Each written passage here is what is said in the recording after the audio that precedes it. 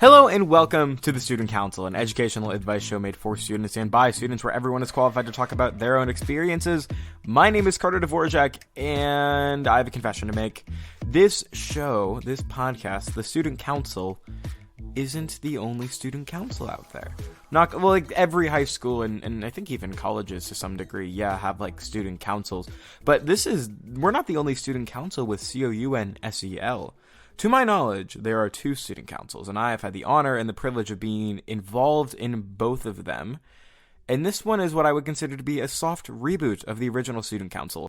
The original student council was begun by myself among two other friends and an editor, three friends total, and we started that show back in the late summer of 2020. What a time to be making podcasts. I will forever kind of be a little bit nostalgic for that era of podcasting because, oh my gosh, everybody had a podcast and their sisters had a podcast. It was just so many people were doing this activity, and it was really fun in that sense because it was super lackadaisical and I'm going to get on a Zoom call, we're going to record it, we're going to post it, bam, bang, bang, podcast, baby.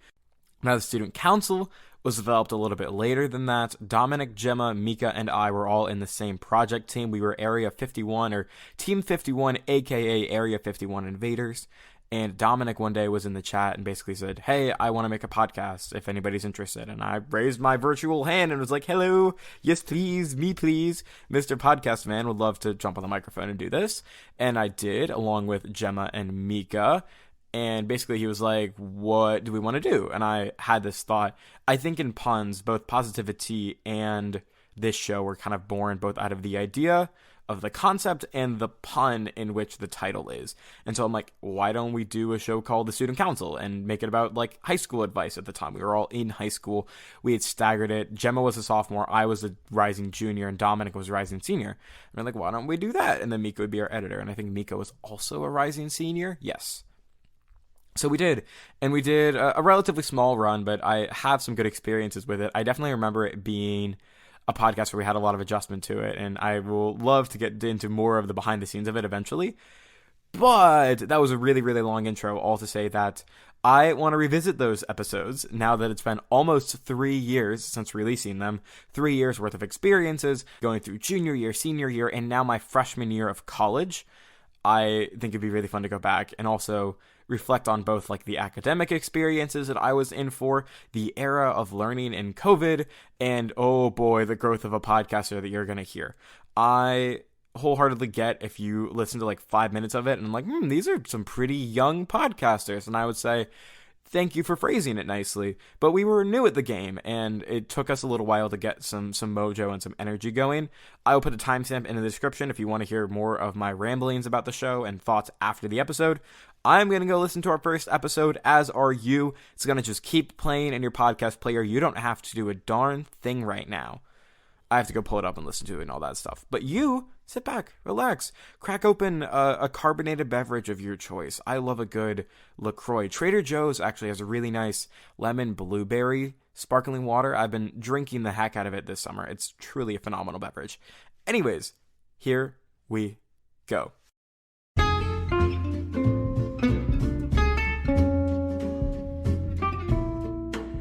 Hello, welcome to the Student Counsel podcast. This is an advice podcast made by students for students. Today, it's all about AP. I'm Dominic Nicefaro. I'm Gemma Cohen. And I'm Carter Dvorak. So we're going to jump right into the topic of AP. For all you folks taking those advanced placement classes out there, definitely tune in for this one. So we're going to go into this question here. We're going to wonder what AP classes did we take? All right, so for me, last year, actually I had my first AP courses last year. I took AP Computer Science A, I took AP English Language, and I took AP Human Geography. Okay, I was a freshman last year, and the only AP class available was AP Human Geography, so I also took that class. Fun. I was a sophomore last year, and I took AP US History, also known as APUSH, and AP Chemistry, also known as CHAP, although I think I'm the only one who calls it CHAP, but that's fine. Alrighty, so now that we know all the AP classes that we all taken, now let's go over what experiences do we have with them, with being in the classroom and then having to take it to remote learning after March. So for my experiences, I would have to say it's kind of a different change. It was I'm going to jump into my AP Lane class. It was a lot of essay writing, and we were doing some reading and vocabulary. But going into the pandemic and having to take all this remote, it was kind of a big switch. So with going into the remote learning in March, it took a lot of responsibility onto the student and making sure that students like me had to be prepared for anything that we might have had to written. Although there wasn't a multiple choice, it still was a lot of responsibility and diligence that was needed to make sure that we knew how to write our essay, and we were able to contact the teacher if we needed help. I mean, it was way different since we couldn't see the teacher in person. So along with being ourselves, we also were with other classmates. And I could say that was similar with my other AP classes. A lot of stuff started to turn independent, and our responsibility to make sure that we were able to reach out either to a teacher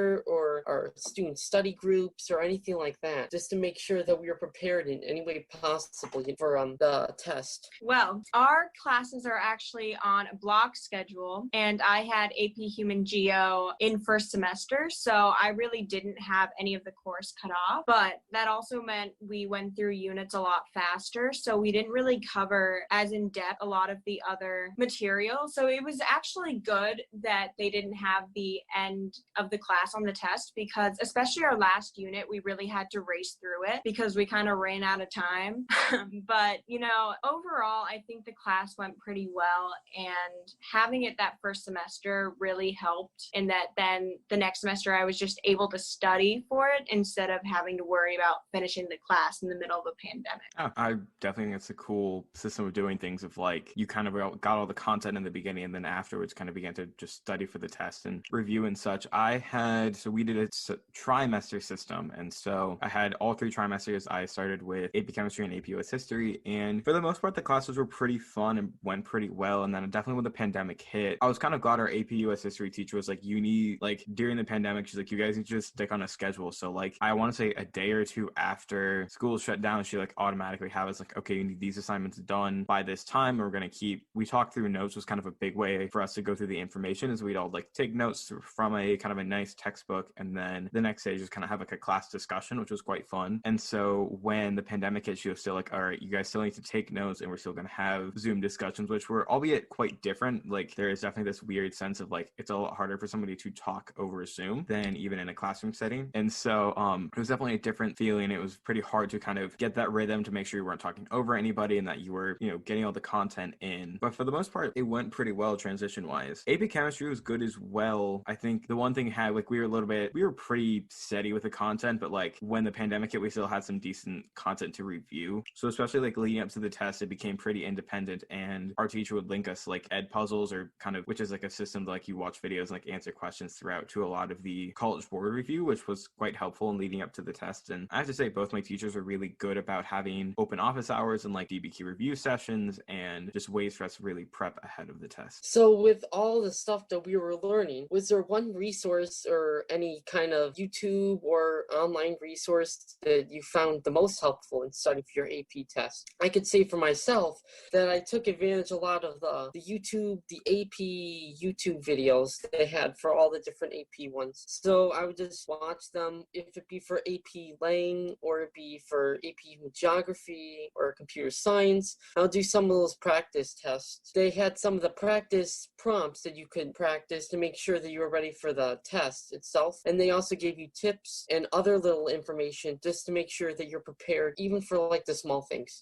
So in my class, we had a book to use, but I'm kind of ashamed to admit this, but I never actually really read it. I pretty much skimmed through it to make my notes, but the notes were good, so it was okay. But I really liked listening to my teacher's lectures. So this isn't a plug, but there was this YouTuber that I watched, like Andrew Patterson, for my AP Human Geo videos. And I really enjoyed that because he basically had a lecture for each different key issue of the class. So like I really found that helpful because the book like just can become kind of overwhelming. Like I thought, oh, I'll just go back and read it later, but then it's like a ton of pages to prepare for a test. So just being able to like do different things while just listening to like YouTube videos, like playing in the background of like all of the information I needed to know was like really helpful for me. All right, so for me, audio people can't see this. I have a sticker that says I graduated because of Crash Course, which is almost entirely true. So I have to say, like, my teachers were great, and I did learn a lot through the textbook, through discussions, but Hank and John Green, man, from Crash Course's YouTube channel was really great for me. They're good at, like, they talk very quickly. That's a pretty valid criticism people have of them. I use them a lot for review, so I just kind of binge, like, an hour of Crash Course US History before a test, or, Crash Course Chemistry if there was, like, a struggle with a concept, and so I'm just generally a fan of Hank and John Green, and so, like, watching Crash Course a lot was a really good way for me to continue to learn and develop the content. Plus, as all of us were founding members, another good resource is Fiveable, which is now coming out with courses. And again, not a plug, but kind of a plug. And going along with that, definitely I gotta add that the cram sessions were really, really helpful. Especially something like with human geography or AP Lang, where I was coming before it, I was kind of a little bit nervous, but then afterward, I felt totally prepared after having a jam-packed session of all these concepts and points and how to write the perfect essay and all these stuff. So I guess if you need some help with your AP, I definitely recommend the cram sessions and the new AP, the Fiveable courses as well. I guess to an extent, like, they did create in a weird way this podcast, or at least gave us a genesis to like us to meet each other and then like the platform to discuss this, which is cool. So thank you, Fiveable. And I also agree that like I did the AP Chemistry cram session, and it was quite helpful in reviewing the content and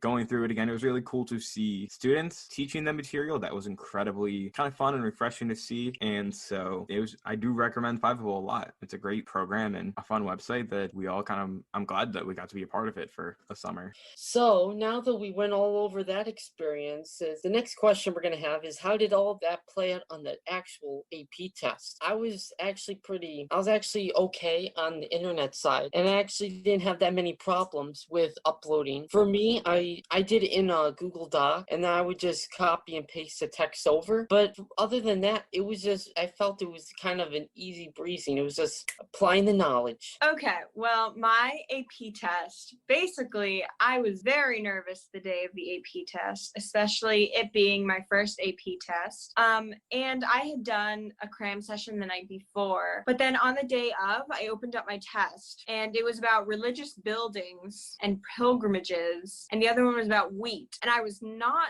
that prepared for that. So I kind of just like pulled out everything I had learned and just kind of threw it on the page and just kind of like BS my way through it. Like I'm not proud to admit that, but you know what? Apparently College Board thought that it was good enough for them because they gave me a 5.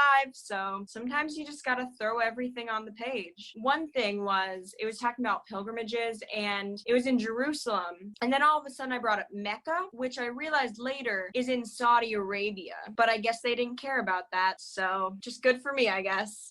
Yeah. So I related to this about you study enough, you just have to know the content. My thing going into AP Chemistry, and I think this is kind of one piece of wisdom I would give to anyone considering an AP class, is know where make sure your skills and your education is up to that level. One of my issues was AP Chem was unexpectedly math heavy and pretty hard, calculating logarithms and some more calculated things. And the running joke in my class specifically to me was I was the Algebra 1A kid for 2/3 of the year. And so that was a bit of a weird experience of I went in there with the least math background. And then of course my one AP Chem question was entirely math heavy. And I was just well, here we are. But that's definitely how I kind of have been treating things of my issue was more so I was behind in a few levels of content where like, even in the AP chemistry class, I had taken Chem A, and that was my only chem class. And then I'd taken geometry, and that was my only math class for about half the year. So it was just kind of an issue for me of like, I probably needed a little bit more backing of like maybe having taken Chem B ahead of time or been in like Algebra 2. I think things would have done better. But then again, I think that like it is what it is. On my AP US history question on that test, I did end up pulling a 4, which I'm very proud of. And I feel like at least for A push, I heard a lot of people like they were pretty easy questions, but like in a way in A push or DBQ works is you have kind of one question that's like analyzing the extent of change or like something similar to that, and then you get 5 like pieces of historical documents, and you have to kind of incorporate that into an essay. And what I've heard a lot of people talk about was that like the documents just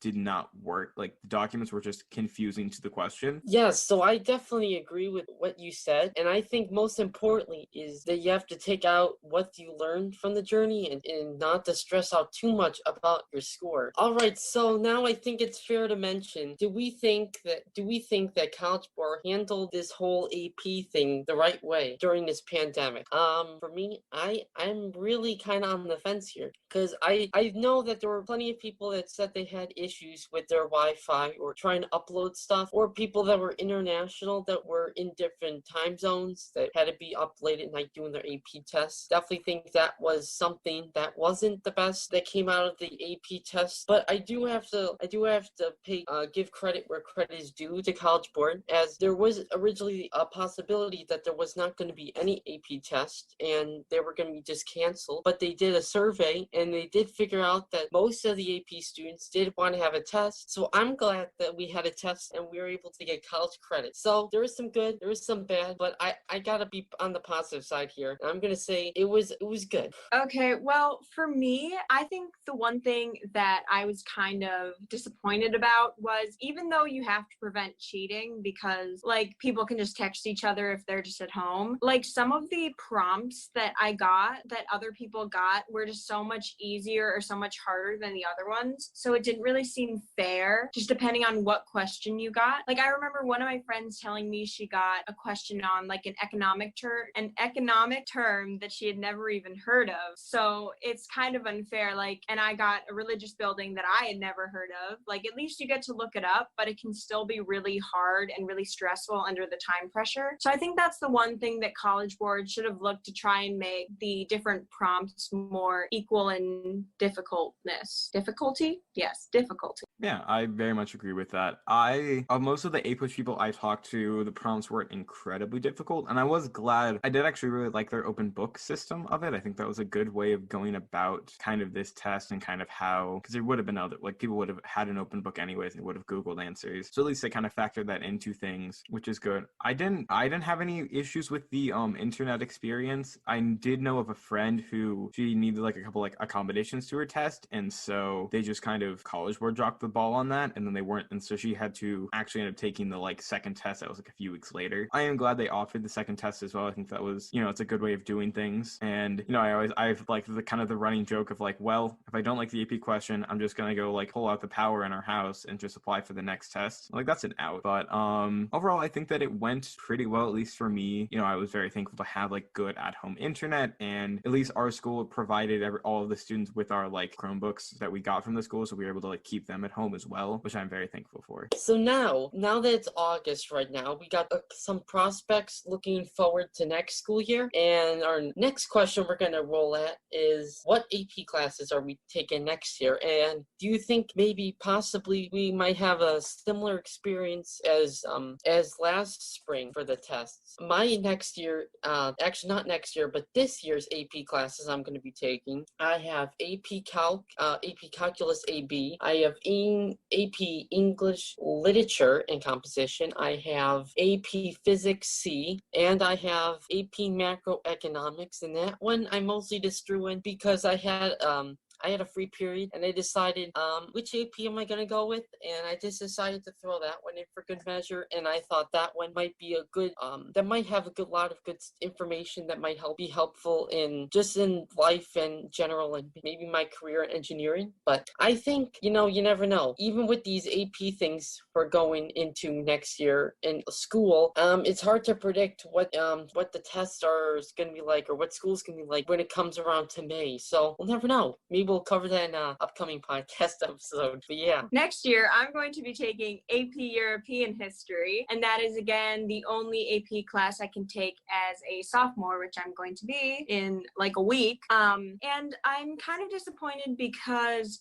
the teacher of that class, everyone loves. So, like, I was looking forward to that. And now, like, I guess we'll still have, like, some live lectures, but it won't really be the same. And one part I really like about school is when teachers like me. And I really need that validation in classes to do better. But, you know, that's okay. I'll just try to get them to like me over Zoom. And besides that point, I'm looking forward to the class because I kind of missed like having a history class. Last year I took AP Human Geography, as you know, and that's not really as much history as it is now going into AP Euro, so I'm excited to get back into that. Yeah, those seem like really fun classes. Next year I will be doing AP Language, so AP Lang, and then I will do an AP Psychology as well. I'm really excited. I am curious for, again, like the May test, are we going to, again, will it be kind of trimmed or cut? Will we still have the same amount of content that we did last year, or that, you know, what the normal AP test would hold? I'm really excited though. I really like my AP Lang and AP Psychology teachers. They're like the two teachers that also run the school Interact Club that I'm a part of, and so I've been able to like get to know them for the last like 2 years, and I'm excited. I've had summer work for AP Language, so basically our teacher has been posting like different blog posts and kind of topics, and so we had us kind of research them and then write our like responses to them, like have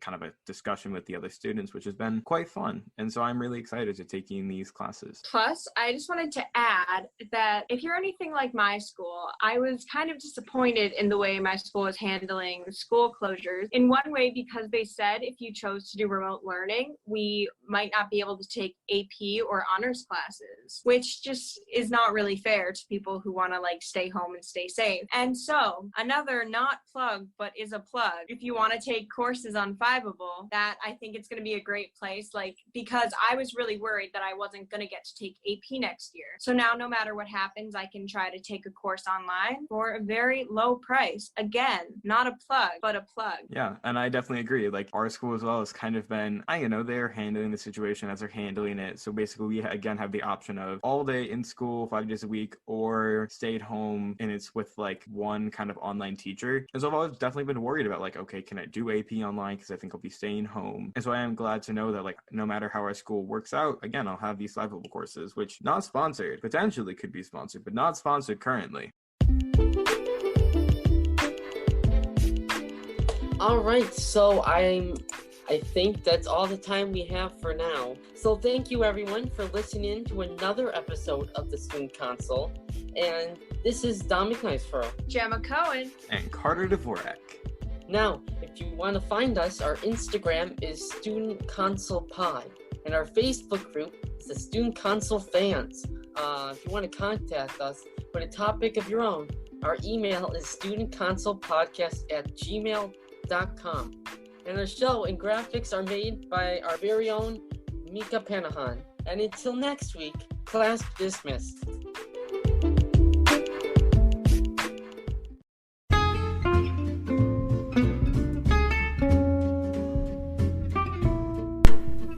Hey listeners, it's Mika here. If you didn't catch me at the end of last week's episode, I'm the producer and editor of the Student Counsel podcast.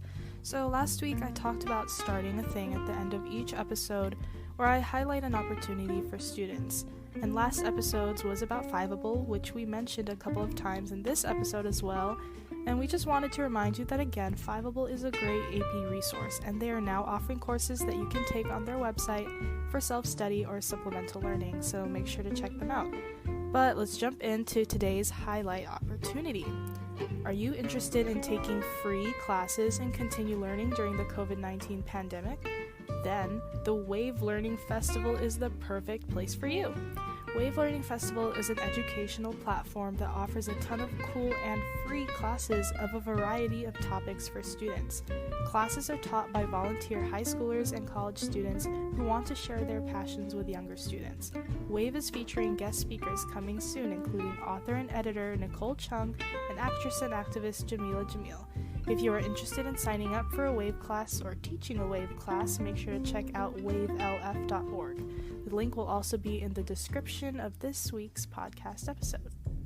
And again, thank you so much for listening to the second episode of Student Counsel. If you haven't listened to the first episode, make sure to check that out as well, and tune in next week for a new one. Until then, stay safe and have a great day.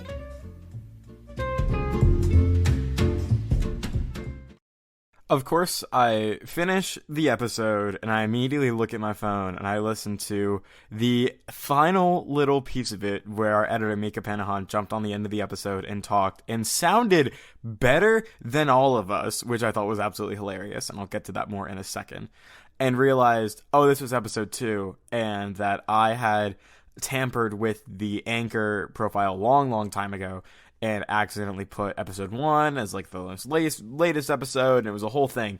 But we're just going to go through this one and talk about episode 2 because I listened to it and I don't have time to listen to another one at the moment. And wow, a couple immediate notes was we really were just hopping on a Zoom call and clicking record, which I think is perfectly okay. I was trying to use a microphone during that time as well. Maybe you could pick that up, but it really wasn't super noticeable, which I just thought was kind of funny.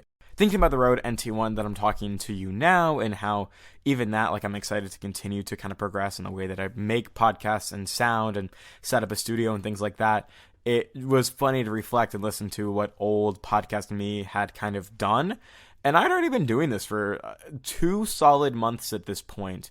So there's already some progress from the OG original episode of podcasting I ever did, and then even more progress than the like buried ones deep in some random computer memory file probably that may or may not ever see the light of day, that were just probably oh so painful to listen to.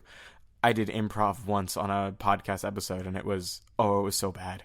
Anyways, I think it's really funny to think about the status now. I also, when I listened to myself talk, I was definitely being I was basically only being critical of the way that I sounded, or like really thinking about like the way that I was talking. Fascinating to hear how I sounded and how I've changed in the way that I've talked on the microphone and in podcasting, because I think that I've definitely changed the way that I've spoken. I've been a lot more aware of the filler words that I use. I've talked generally faster, I would have to say, and gotten a little bit more life into this kind of voice, which is not dissimilar from the way that I normally talk. But there is just a switch that gets flipped and you're like, hi, I'm on the mic voice. Now, COVID-19, that was something else that really stuck out to me in this episode, was just how like COVID impacted it was and how much it was really a time capsule more than anything, right? Talking about the AP exams in COVID, which was such a wild experience to go through, of like doing these exams online, and they were open note, but they were timed, so they couldn't really be that effective open note, but they were also more effective than had they not been open note at all. It was interesting, to say the least. And something I noticed that I think I made more than once was me trying to force a bit, which was really funny when I talk about CHAP, which was a CHAP stood for Chemistry AP, or AP Chemistry. And it was a bit that I started at the end of freshman year before going into AP Chem with another friend who I knew was going into AP Chem. And I was like, oh yeah, we're going to call it CHAP and it's going to stick for sure. And it didn't, never did. It was like basically me pushing that name through and through. And you can even tell in this episode, and I think I would bet you good money that I say CHAP and refer to AP Chem as CHAP in other episodes. I'm still trying really hard for this bit to stick because I am so confident, and I'm not gonna lie, I still am confident. There is no, like, you don't have an A push or a WAP in the way that you do for like AP US History or AP World History for AP Chem. I think CHAP does work, but also like I'm out of high school now. It's fine. If you're in AP Chem and you want to call it CHAP, good on you. Now, yeah, hearing words like Edpuzzle and things like that really took me back as well. I was just like surprised at the nostalgia punches that those brought and how it brought me back to high school. It was just really funny. I enjoyed it, and I think that it was just fun to reflect, and I like listening to these old episodes to just reflect on them and to hear, you know, references and talking about teachers and talking about how my A-Push teacher, shout out to her, really did make sure that we were trying to be productive and didn't lose all progress when COVID hit. I vividly remember that like first Zoom session. She's basically like, you all need to build routines right now, and we're going to keep doing the notes, and we're going to keep doing these things. And there was grace in there too. It wasn't like, man, this doesn't exist. It was very much a like, this needs to happen now. Like, this is a helpful thing, and it's going to help save all of you in the end. And it certainly did. I'm also forever bummed that I never finished the notes in that textbook, that because AP exams got cut, like, if you don't remember, if you didn't go through this, which is wild to think that there are current high schoolers who did not have to go through that year of AP exams. AP exams got cut after, I think in April it was like Unit 7. And so usually the last second, or like the last unit or the last unit and the penultimate unit got cut because of AP exams, so that you would have more time to study, and they took kind of a week or two out for COVID and closures. And I think that was a really great play, but I'm always like, I never got to read to Obama's first term. Wonder how that went. That was where our textbook ended. It went to like 2008. So I guess I was already kind of feeling outdated, but what is outdated when like it's probably added, I would say probably 2 more pages after 2008 to 2018, and then like a larger chunk for everything that happened in COVID. Some little habit that I noted that was really funny, that I still do this all the time, was like my commenting and like reactions to other people's comments and other people's like points. I mean, that kind of came from like high school debate classes, where it's like, this person made a point, and then you go after them to get your participation points, and you're like, yes, great thing that you said, and I'm going to add this to that, or I'm going to add that to that. That happens in college as well. It just kind of happens in a lot of class style, structured debates, and in class conversations. And so that really continued, but I feel like that's like one of the essences of how Stuco is now, is like, and I don't try to do it in a way where it's like, yes, you had an experience, let me add myself to that, or like input my narrative, or try to make a false analogy. It's more just me being like, oh, that's really fascinating, I pulled this, and this from it, which a lot of that comes from doing a good news podcast and a news dissection podcast, where like we would talk about stories and be like, oh, I pulled this, and this from that. And I still just think it's cool to like hear people's stories and think about them and talk about them. Now, I have in my notes, and I want to talk about something that maybe you could hear behind the scenes. I'm really curious how it transferred. I heard it knowing how we worked. So when we answered a question, I would make the docs before each episode, and then I would have all the questions written out, and Dominic, since it was like his idea, he was kind of the host of the original show, and he would go through and he would ask the questions. And then we would raise our hands on the Zoom call and be muted, and then unmute when we had a response to say, which I thought was just kind of funny. And slowly, I feel like on the last episode we did, we finally all unmuted and started to have a banter and started to have a level of communication with it. And then we just didn't really continue the show after that, unfortunately. But I can hear that in this episode. It's very like structured. It's very like regimented, which I think is fair. And I think it also is a consequence of like, there wasn't a pre-established banter, and there wasn't established banter outside of stuff on Zoom, which did and does have some impact on like, I think the way the conversations go, at least like it did in like trying to make this kind of this relaxed bantery setting. I think if I did the show again with things like that, which I've always wanted to go back and do more like round table, 3 or 4 people are answering one set of question episodes. I really enjoyed that style. I think you'd have to have everybody in the same room, and it'd be like a bunch of couches, and it'd be super relaxed and like tangential almost, or like there'd be a lot of stories being swapped and bits and things like that. I definitely would do it less serious, since it's like a high school podcast. It's a school thing. It's like, but it's students on students, and so it should be more relaxed and chill. And I'm maybe realizing the irony and or hypocrisy in the way that I'm saying that now in like kind of the structured interview thing of this podcast. But I hope I'd still try to make it chill, try to make it fun, try to make it interesting. Final notes that I'll have would be the plugs basically that I made in those episodes. Plugging Fiveable made sense. That happened a lot in the early podcasting days, just because it did put all of us in the same Slack space together. It really was a starting point for a lot of us in what we did.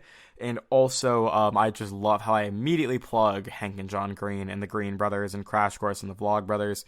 Big era for me in high school, still a really big thing for me now. I really enjoy watching Hank and John, and as they've grown into TikTok and YouTube, and big fans of things like Project for Awesome and Awesome Socks Club and things like that. Pizza Miss is a banger. So it's just fun to like see that trend. And I just remember really early on in my podcasting days, I was like really eager and basically like, I bet if I talk about the Green Brothers enough, they'll come on my shows. And that hasn't happened yet. I would love to still talk to Hank and John Green in a setting like that, but I remember very early on being like, yeah, my junior Zoom podcast, that's what's gonna allure the Green Brothers. And it was just really funny to hear that back then, and I still am a big fan of all the work that they do, in full support of the Green Brothers, especially what Hank's going through with lymphoma right now, it's a really hard thing, and I wish him the best. Final two notes kind of come at the end of the episode. The final one being the Facebook group I thought was very funny. That was me pulling from other podcasts. A lot of what I do and a lot of what I still do is pulled from the podcasts that I listen to that got me into this medium, one of which was a show called Bacon and Eggs, and they had a Facebook group called Bacon and Eggs Fans, and that was the reason I joined Facebook, for better or for worse. But I enjoyed that Facebook group, and I thought that like a Facebook group would build a community, but also there really is not a lot of like high schoolers on Facebook anymore. Alas, not alas at all. That's probably a really good thing. Also, I either forgot or hadn't listened to Mika's end of the episode talks. Mika really like burst through the podcast, I would say Kool-Aid Man style, sounding better than any of us, and had these really, really fun and like thoughtful and like really entertaining little taglines and tales at the end of the episodes. I loved that. I got a surprise listening back to an episode that I thought I would have remembered, or at least like knew what was coming. So interesting to look back. Maybe I'll go back and find the actual first episode of the Student Counsel and talk about that one.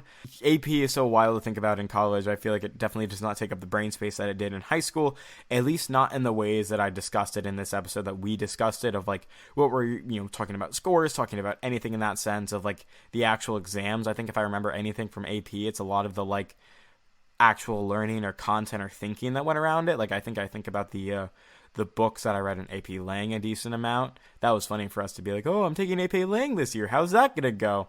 I know how it went. It went really, really well. I had a great time in Lang and a great time in Psych. Both really awesome courses, at least if you take them at Saugatuck High School. And that's all from me today. I hope you enjoyed this look down memory lane. I think it was more memory lane for me than for you.